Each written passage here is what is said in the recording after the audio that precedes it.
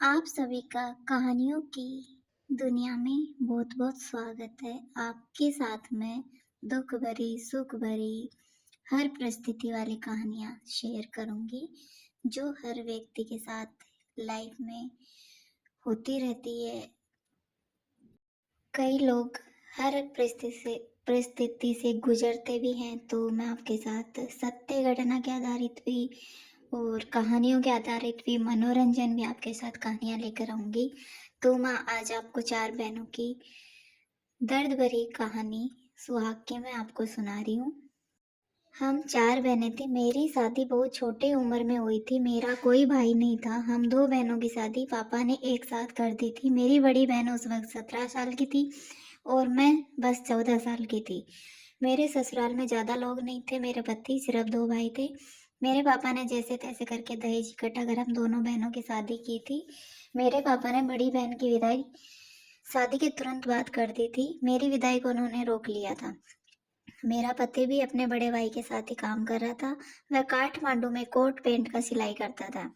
मेरी उम्र सिर्फ 14 साल की थी और मेरे पति की उम्र 20 साल थी। उसके घर वालों का कहना था कि उसने लव मैरिज की थी, लेकिन उसने अपनी पत्नी को छोड़ दी है।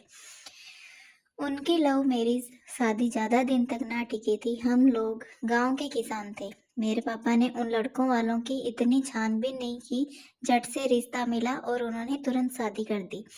मैं बचपन से ही बहुत कमज़ोर थी, जिसकी वजह से मेरी पीरियड्स अभी तक नहीं आई थी। मेरे पति की मेरे गाँव में ही उसकी रिश्तेदारी थी। वह शादी के बाद आए दिन वह अपने रिश्तेदार के घर घूमने आता था और जब भी आता तो मैं अपने घर से नहीं निकलती थी। लेकिन वह हमेशा मेरे गाँव के भाभी से मेरे लिए खबर भिजवाता था कि मेरी पत्नी को मुझसे मिलवा दो। भाभी मुझे बहाने-बहाने अपने घर बुलाती थी। जब भी मेरा पति उनके घर आता, वह अपने घर में मुझे बुलाकर न जाने कहाँ गायब हो जाती। पति पूरा जवान था और मैं 14 साल की लड़की थी। मुझे इतनी भी होश नहीं थी कि शादी क्या चीज़ होती है, अभी तो मेरे पीरियड्स भी नहीं आए थे। एक दिन जब मेरा पति अपने रिश्तेदार के घर आया, गाँव की भाभी ने मुझे बुलाकर बाहर से कुंडी लगा कर न जाने कहाँ चली गई। पति उसी कमरे में लेटा हुआ था। मैं उसे देखकर घबरा गई और बाहर दरवाजे की तरफ भागने लगी। उसने मुझे ज़ोर से पकड़ लिया और अपने गोद में बैठा लिया और कहा कि तुम्हें मुझसे डरने की ज़रूरत नहीं है, मैं तुम्हारा पति हूँ। मैंने तुम्हारे साथ 7 फेरे लिए, बस तुम्हारी विदाई नहीं हुई है। मुझे तो शादी का मतलब ही नहीं पता था और ना ही पति से कैसे बात करते हैं उसका अंदाज़ा था। मैं तो अपने पति को देखकर बहुत डर रही थी, पूरा जिस्म काँप रहा था। उसके गोद में बैठकर मेरे तो पसीने उतर रहे थे। मुझे बहुत अजीब महसूस हो रहा था और बहुत डर लग रहा था। उसने उस कमरे में टीवी ऑन किया और उसमें एक सीडी लगाई, कहा कि मैं तुम्हारा पति हूँ और तुम्हें मुझसे डरने की ज़रूरत नहीं है। तुम्हें मैं मूवी दिखाऊंगा। मुझसे कहने लगा, क्या तुम्हें फ़िल्में देखना अच्छा लगता है? मैं भी गाँव की रहने वाली थी। मुझे भी ये फ़िल्में देखना, देखना, गाने सुनना बहुत पसंद था। मेरे घर में ब्लैक एंड वाइट टीवी था और यहाँ मेरे पति के रिश्तेदार के घर में कलर टीवी था और मैं अपने पति की बातों में आ गई और थोड़ा-सा मेरा डरना भी कम हुआ। मैं उसके गोद में तो नहीं बैठ सकी। मैं तुरंत उठकर नीचे बैठ गई थी। मैंने कहा, मैं नीचे बैठकर टीवी देखूँगी। उसने भी मुझे नीचे बैठे ही टीवी देखने दिया और मैं खुद मेरे साथ नीचे बैठ गया और मुझसे प्यारी-प्यारी बातें करता रहा। मैं नई फ़िल्म देख कर आया था। मैं उससे बड़ी चाहत से देख रही थी। बीच-बीच में मेरा पति मुझे टच करता, मुझसे बातें करता, लेकिन मैं फ़िल्म देखने में इतनी व्यस्त थी कि मैं इन चीज़ों को इग्नोर कर रही थी। फ़िल्म जब खत्म हुई तो उसने मुझसे कहा कि तुम्हें ये फ़िल्म पसंद आई? मुझे भी फ़िल्में देखना बहुत पसंद थी। मैंने तुरंत उसे कहा, हाँ, मुझे बहुत पसंद आई और मैंने उसको धन्यवाद किया। उसने कहा कि धन्यवाद कहने से काम नहीं चलेगा, इसके लिए मुझे कुछ देना पड़ेगा। मैं उसकी बातों से फिर बहुत डर गई थी। उसने कहा, अभी तो तुम फ़िल्म में हीरो-हीरोइन देख रही थी तो तुम्हें बहुत अच्छा लग रहा था। हम भी तो एक फ़िल्म के हीरो-हीरोइन जैसे हैं। देखो, फ़िल्म में हीरोइन ने हीरो को इतनी ज़ोर से बाहों में भरा हुआ होता है और तुम तो मुझसे दूर भाग रही हो। बस तुम्हें मेरे गले से चिपकना है और मेरे होठों पर किस करना है। उसके बाद मैं फिर कभी आऊँगा तो तुम्हें एक और नई फ़िल्म दिखाऊँगा। मैं भी उसकी बातों में पिघल रही थी। वह देखने में बहुत ज़्यादा हैंडसम भी था और मैं डरते-डरते उसकी बातों को स्वीकार कर गई और उसने अपनी बाहों फैला ली। जब मैं डरते-डरते उसके सीने से जा लगी तो मुझे बहुत डर महसूस हुआ। उसने मुझे तुरंत अपनी गोदी में उठा लिया और मेरे होठों पर झुक गया और बिस्तर पर लेकर गिर गया। कम से कम 15 मिनट तक मेरे होठों पर ही झुका रहा। मेरी सांस बार बार अटक रही थी। वह बुरी तरह से मुझे चूमता रहा। जब मेरे आंसू निकलने लगे तब उसने मुझे छोड़ दिया और कहा, सितारा, मैं तुमसे बहुत मोहब्बत करता हूँ और मैं तुम्हारा पति हूँ, कोई अनजान आदमी नहीं हूँ, और पति और पत्नी के बीच ये सब चलता रहेगा। देखा ना, फिल्म में हीरो हीरोइन भी ऐसे ही करते हैं, तो हम भी ऐसे ही करेंगे, तुम्हें घबराने की जरूरत नहीं है। मैंने अपने होठों पर हाथ लगाया तो मेरे होठों से खून बह रहा था। मैं रो भी रही थी। उसने मेरे आंसू पोंछे कहा, तुम्हें तो खुश भी होना चाहिए। देखो, ये इतने दूर से आता हूँ, और देखो तुम, अभी तुम्हारी विदाई में 2-3 साल हैं, इसलिए मैं तुमसे मिले बिना नहीं रह सकता। इतनी देर में भाभी आ गई और दरवाजा खोल दिया। मैं उनके पल्लों में जाकर छुप गई और चुन्नी से अपने होठों को छुपाए रखा। भाभी के सामने ही उसने मुझे पतली सी चांदी की पायल दिखा। अगली बार आऊंगा तो कुछ गिफ्ट लेकर आऊंगा। और हाँ, तुम्हारे घर में किसी को पता नहीं लगना चाहिए कि मैं यहाँ आता हूँ, नहीं तो वे लोग मेरे खबर घर भिजवा देंगे। मैं यहाँ ससुराल में आता हूँ, फिर मेरा यहाँ आना जाना भी बंद कर देंगे, तो मैं तुमसे कैसे मिलूँगा? और अगर तुम्हें ये गिफ्ट चाहिए तो तुम्हें ये बात छुपाना पड़ेगा। भाभी ने भी कहा, हाँ, मैं तुम्हें ये बात किसी को नहीं बतानी चाहिए, नहीं तो मेरे भाई अर्जुन की बहुत बदनामी हो जाएगी। अर्जुन भाभी का दूर का कजन लगता था और हमारे गांव के पड़ोस में ही ये भाभी रहा करती थी। मेरी अपनी भाभी नहीं थी, इन्होंने ये रिश्ता बताया था, तो मेरे पापा ने मेरी शादी वहाँ की थी। हमारा उनके घर से बहुत आना जाना था। मैं कभी उनके घर पर आती थी तो मेरी माँ नहीं रोकती थी। हमारे पास ज़्यादा ज़मीनें नहीं थी। मेरे पापा भी दूसरों की ज़मीनों पर खेती किया करते। हाँ, घर का खाना पीना अच्छे से चल जाता था। पापा ने अपनी ज़मीन बेचकर हम दोनों बहनों की शादी की। मेरी बड़ी बहन के ससुराल ने तिलक बहुत पैसों की मांग की गई थी, जिसकी वजह से पापा ने अपनी छोटी सी खेती बेचकर मेरी बड़ी बहन के तिलक के पैसे पूरे किए थे। मेरे ससुराल वालों ने तिलक में केस नहीं मांगे थे क्योंकि मैं बहुत खूबसूरत थी। मेरी खूबसूरत की वजह से मेरी शादी हो रही थी। मेरी बड़ी बहन थोड़ी सी सांवली थी और मेरा कलर बिल्कुल दूध जैसा था, इसी वजह से मेरी शादी हुई थी। और पापा ने ये वादा किया था कि मेरे ससुराल वालों से जब मैं अपनी लड़की को विदा करूंगा तो उन्हें कोई सा भी वाहन जरूर दूंगा। ससुराल वाले भी इस बात को मान गए और उन्होंने शादी में तिलक की मांग नहीं की थी। मेरे पापा को जो बन पड़ा था वही लोगों को तिलक में दिया गया था। और वहीं मेरी बड़ी बहन के ससुराल वालों ने जितनी मांग की थी ना, उन लोगों को तिलक के उतने ही पैसे देने पड़े थे। इधर मेरा पति हर 6 महीने में अपने रिश्तेदार के घर आता था। मेरी शादी को अब 2 साल हो चुके थे। मैं बहुत दुबली पत्नी थी। इस बार मेरा पति आया तो मैं स्कूल से आ रही थी, तभी रास्ते में मिल गया था और उसने मुझे वहीं पर घेर लिया था और कहा कि क्या तुम मेरे साथ मेला देखने जाओगे? मैं वहीं पर तुम्हें सिनेमा हॉल में फिल्म भी दिखाऊंगा। मैंने आज तक सिर्फ सिनेमा हॉल का नाम ही सुना था। मैं सुनते ही थोड़ा ललचाई थी। फिर मैंने कहा, अर्जुन, मैं अपने माँ को क्या बताऊंगी, मैं कहाँ जा रही हूँ? अर्जुन ने कहा कि ये सब मुझ पर छोड़ दो, वह मेरी रिश्तेदारी है ना, वह सब संभाल लेगी। बस तुम जाकर अपना बैग रखकर अपनी माँ को कहोगे मैं भाभी के घर जा रही हूँ। भाभी को बाजार जाना है, उन्हें गेहूं पिसवाना है, उसी बहाने मैं तुम्हें मेला दिखा ले जाऊंगा। मैं भी उसकी बातों में आ गई। ऐसा ही किया। माँ से कहा, माँ, भाभी मुझे बुला रही है, उन्हें बाजार जाना है। मेरे साथ माँ ने कहा, ठीक है, भाभी का हाथ बटा देना। अर्जुन ने भी मेरे बारे में अपने रिश्तेदार से बात की और हम दोनों मेला देखने के लिए घर से निकल गए। अर्जुन ने अपने रिश्तेदार की साइकिल ली थी, उसी साइकिल पर बिठाकर मुझे मेला दिखाने ले गया था। गांव के अंदर तो मैं उसकी साइकिल पर नहीं बैठी, चुपचाप उसके पीछे चल रही थी।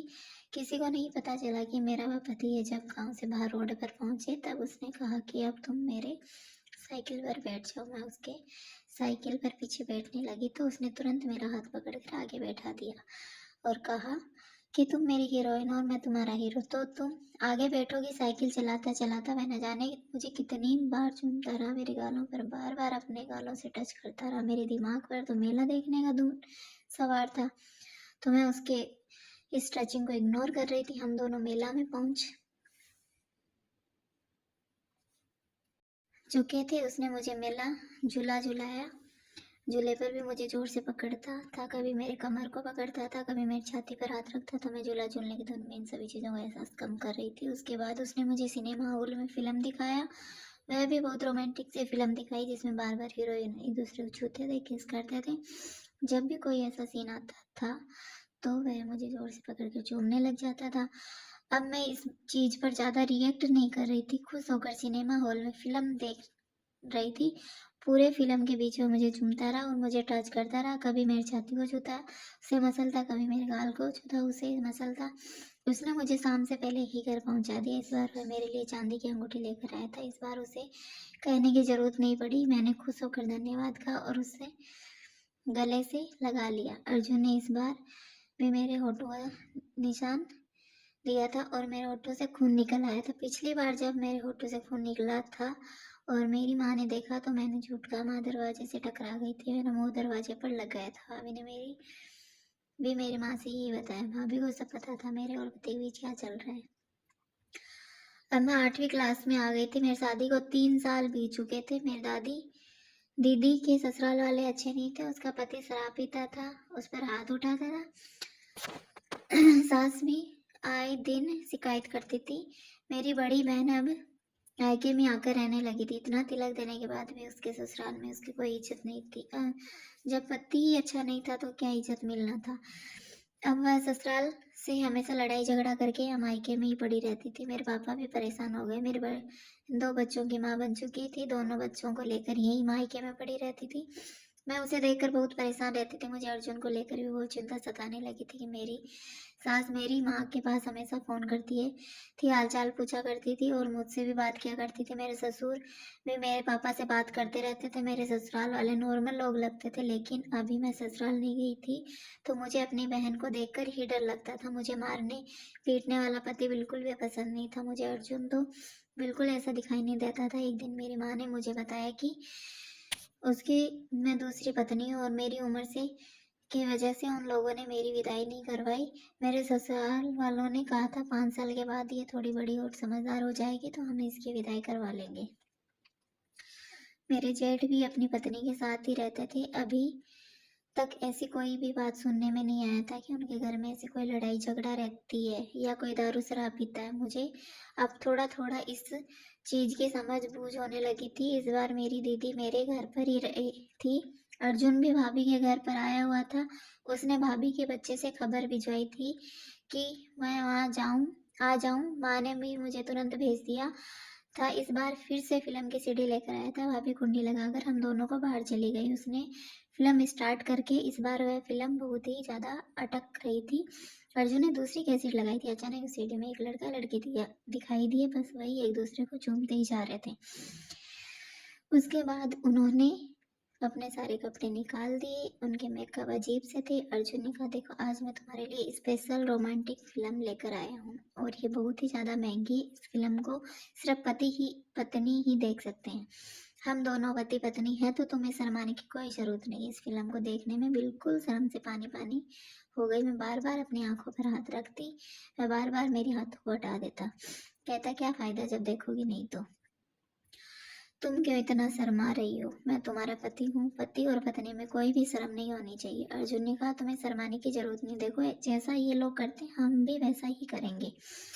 उस फिल्म में लड़का लड़की की मसाज कर रहा था। अर्जुन ने भी तुरंत तेल की शीशी लाते मेरे कपड़ों को उतारते मसाज करनी शुरू कर दी। मुझे तो पसीने छूट रहे थे। मेरा दिल बहुत घबराया था। उसने कहा, डरने की जरूरत नहीं। धीरे धीरे उसने मेरे सारे शरीर पर मालिश की और मुझे बिल्कुल बेबस कर दिया। उसके बाद मेरी चीखों को उसने अपने दोनों हाथों से रोका तो मैं रो पड़ी थी। कहने लगा, पहली बार है, थोड़ा दर्द तो होगा ही, उसे बर्दाश्त करो, फिर तुम्हें मेरी आदत पड़ जाएगी और तुम इसके बिना नहीं रह पाओगे। मुझे बहुत ज़्यादा ब्लीडिंग शुरू हो गई थी। अभी तो मेरे पीरियड्स भी नहीं आते थे क्योंकि मैं बहुत कमज़ोर थी। वह मेरे लिए ताकत की दवाएं भी लेकर आता था ताकि मैं थोड़ी सी मोटी हो जाऊं।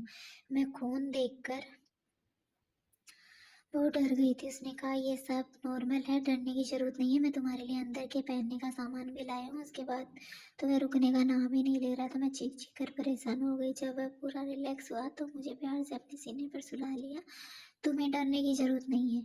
मैं तुम्हारा पति हूँ और ये एक पति पत्नी के बीच में ये सब होता है। पति और पत्नी एक दूसरे के वस्त्र होते हैं और हर हाल में पत्नी को अपना कर्तव्य करते रहना चाहिए। शादी में पंडित जी ने भी तो कितने सारे वचन दिए थे। मैं भी अब चुप हो गई थी। इस बार वह मेरे लिए सोने का मंगलसूत्र लेकर आया। मंगलसूत्र तो देखकर मैं अपना सारा दर्द भूल गई थी।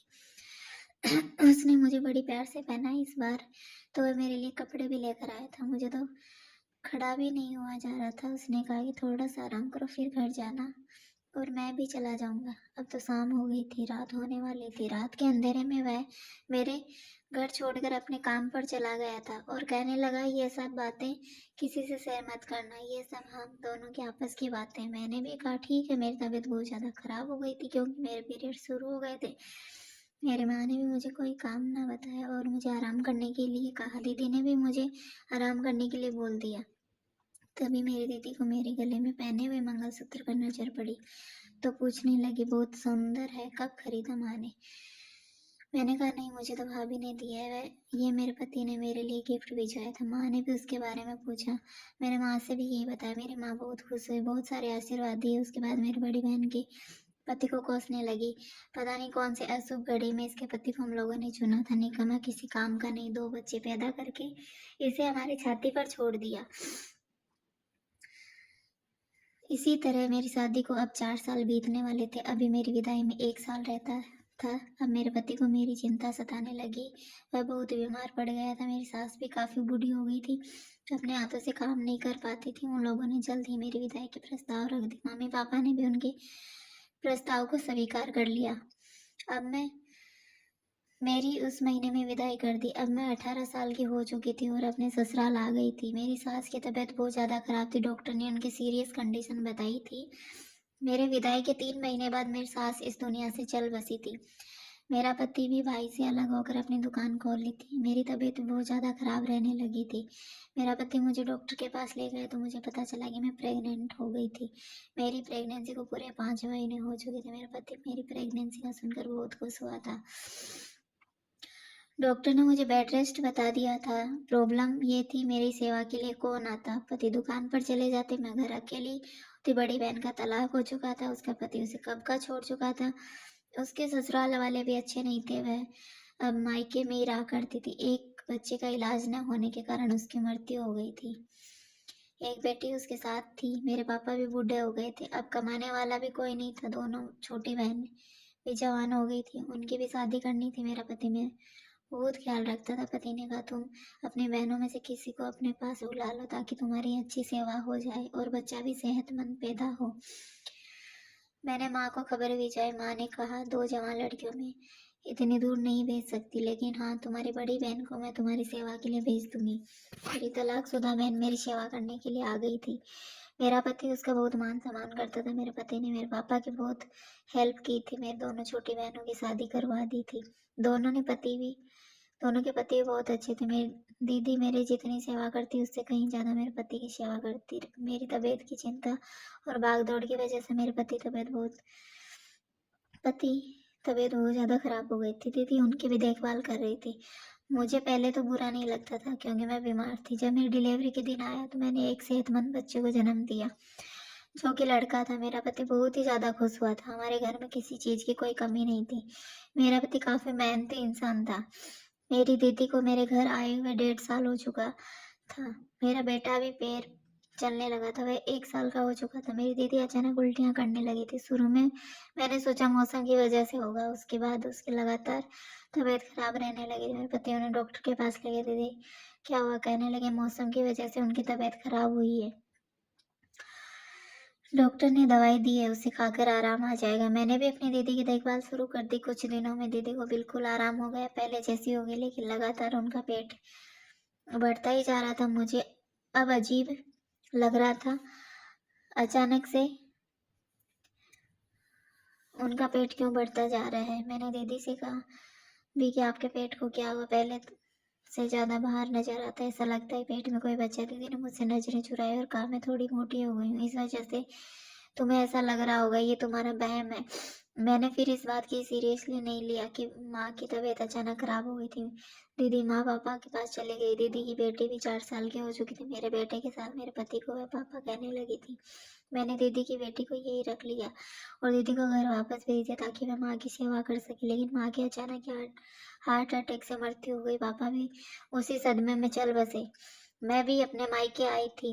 माँ की मृत्यु के 10 दिन के बाद पापा की मृत्यु भी हो गई थी। अब मेरे घर में कोई नहीं था सिवाय दीदी के। दीदी का पूरा खर्च मैं उठा रही थी और मेरा पति वापस अपने घर आ गए थे।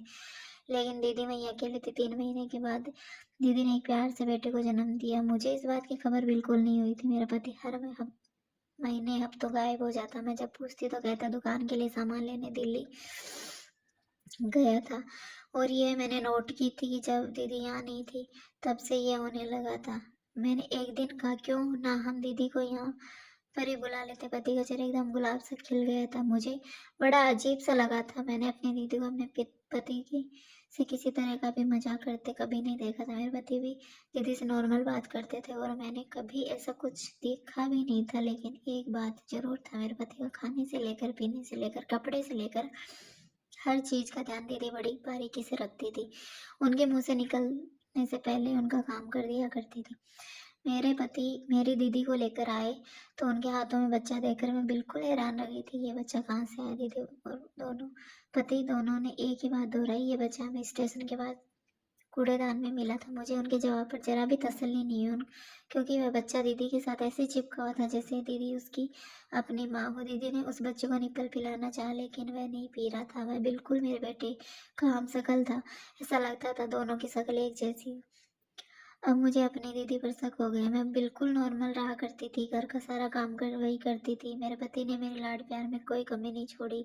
मेरे मुंह से निकलने से पहले मेरा हर चीज पूरा किया करते थे।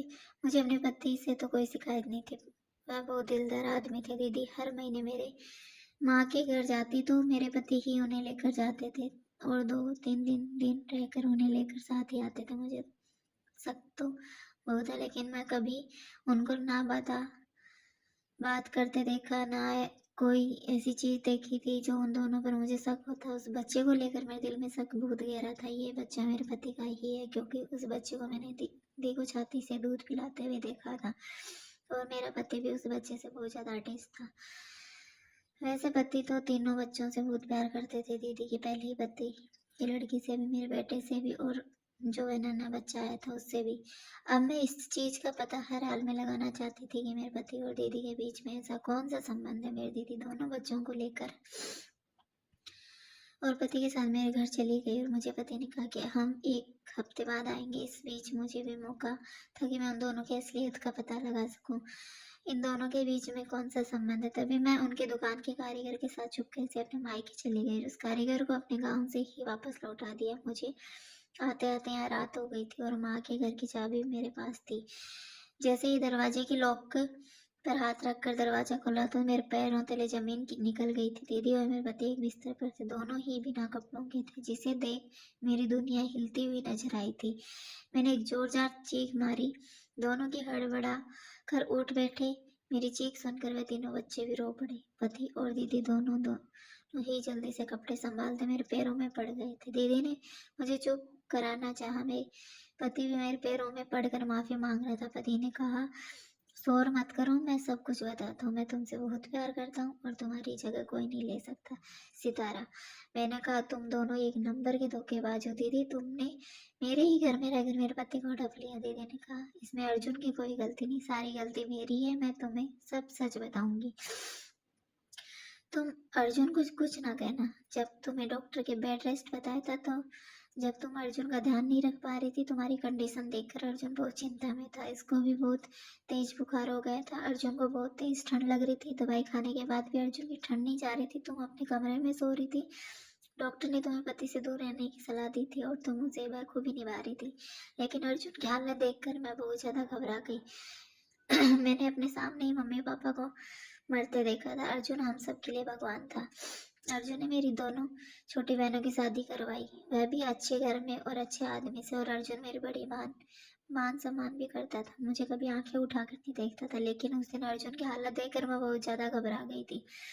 मैं अर्जुन को साल में नहीं देख सकती थी। मैंने अर्जुन को रजाई भी उड़ाई, उसके बाद भी अर्जुन कांप रहा था। उसे उसकी हालत देखी नहीं गई। मैं तुरंत उसके बिस्तर में गई, उसके पास चली गई, उसका पूरा अपने सीने में जकड़ लिया। अर्जुन बुखार में था। उसे लगा कि शायद तुम हो। अर्जुन तुम्हारा नाम लेकर बड़बड़ा रहा था और उसने मेरे साथ वह सब किया जो वह तुम्हारे साथ करता आया था।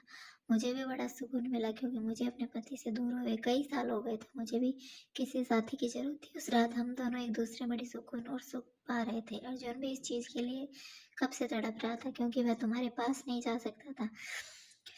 डॉक्टर ने तुम्हें परहेज बताई थी। जब अर्जुन का बुखार ठीक हुआ तो वह मुझसे नजरें नहीं मिला पा रहा था। मैंने अर्जुन को अपने सीने से चिपकाए और कहा, अर्जुन ने कभी इस राज नहीं खोलूंगी, क्योंकि इस चीज़ की मुझे भी बहुत ज़रूरत थी और तुमने वह सब पूरा किया। अर्जुन, मैं तुम्हारी गुलाम हो गई हूँ और तुम्हारी चाहत में सब कुछ कर सकती हूँ। अर्जुन, तुम यूं ही मुझ पर कभी कभी अपनी मेहरबानी कर देना।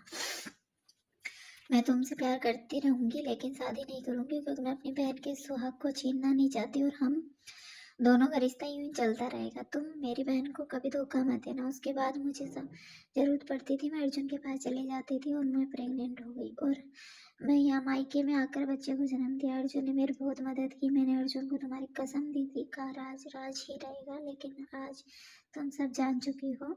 मेरी बहन, तुम तुरंत रसोई की तरफ भागी और चाकू उठाकर लाई और कहा, मुझे यही मार डालो और यही घर में ही गाड़ दो।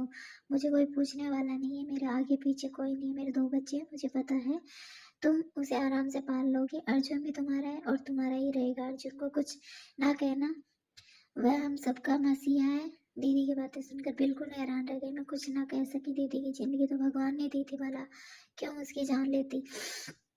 मैंने उन्हें छोड़ दिया, क्योंकि मेरी दीदी मेरी जान से प्यारी थी। मेरे माँ बाप भी नहीं थे, वह सबसे बड़ी थी। वह माँ बाप की जगह मैंने दीदी को माफ़ कर दिया और अपने पति को भी। मैंने दीदी को कहा, तुम पति से शादी कर लो। दीदी ने कहा, नहीं, अगर शादी करेंगे तो दुनिया को पता चल जाएगी, लोग अर्जुन को तुम्हें गलत नजरिए से देखेंगे और सौ तरह की बातें करेंगे। इससे बच्चों की परवरिश पर गलत प्रभाव पड़ेगा।